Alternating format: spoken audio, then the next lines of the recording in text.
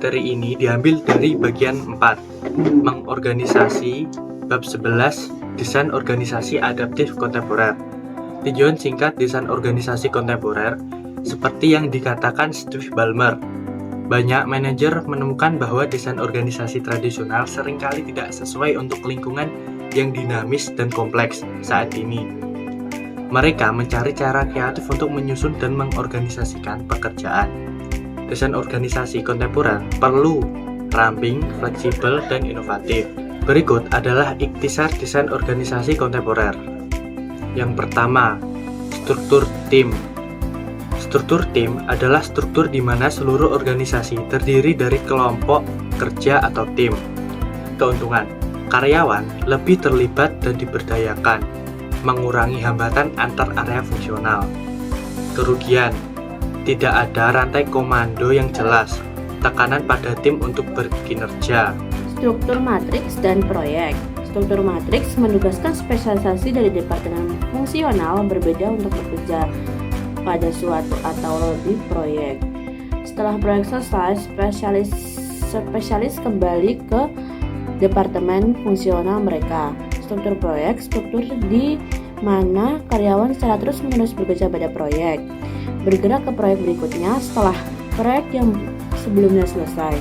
Desain kontemporer populer lainnya berasal dari struktur matriks dan proyek. Struktur matriks adalah struktur yang menugaskan spesialis dari departemen fungsional yang berbeda untuk bekerja pada proyek, tetapi kembali ke area fungsional mereka ketika proyek tersebut selesai. Salah satu aspek unik dari desain ini adalah menciptakan rantai komando.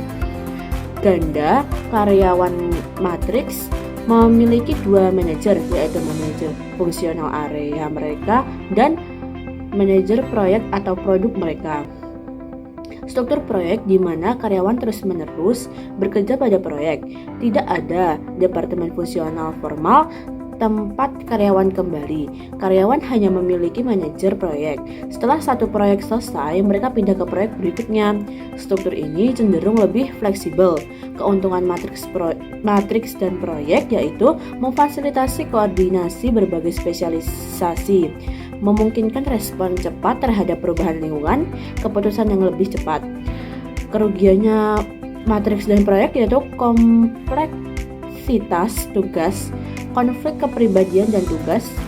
Dalam matriks khususnya pelanggaran prinsip kesatuan komando.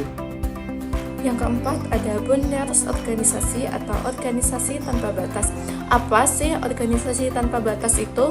Jadi, organisasi tanpa batas adalah desain organisasi yang menghilangkan berbagai batas formal, baik batas vertikal yaitu hierarki, batas horizontal yaitu antar departemen, dan maupun batas eksternal dengan pemasok, pelanggan, dan mitra lainnya.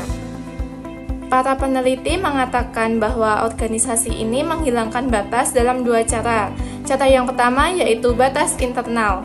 Dengan cara apa sih? Jadi, batas internal ini dengan cara batas horizontal yang dipaksakan oleh spesialisasi kerja dan departementalisasi, dan batas vertikal yang memisahkan karyawan berdasarkan pangkat atau tingkatan. Yang kedua, dengan cara batas eksternal. Batas eksternal itu dengan cara memisahkan organisasi dari pelanggan, pemasok, dan pemangku kepentingan lainnya. Di organisasi ini ada berapa sih ciri-ciri adaptif? Jadi di sini saya akan menyebutkan dua ciri-ciri adaptifnya. Yang pertama ada bebas kolaborasi lintas unit, dan yang kedua bisa bekerja dengan mitra luar.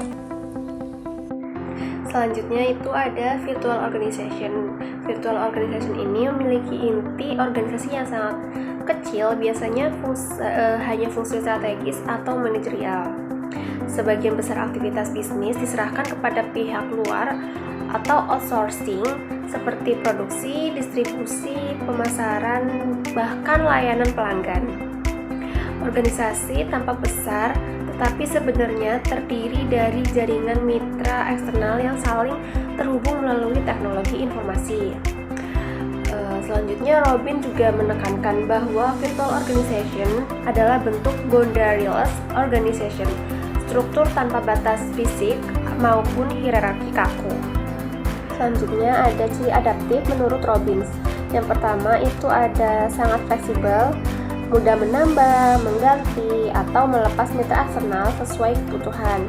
Yang kedua itu ada biaya operasional yang rendah karena sebagian besar fungsi tidak dilakukan sendiri tetapi di outsourcing.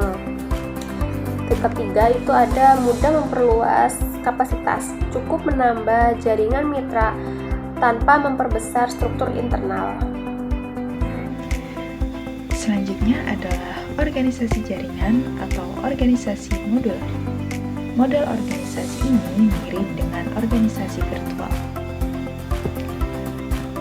Tetapi model ini secara khusus berfokus pada organisasi yang melakukan fungsi keunggulan inti seperti desain atau pemasaran.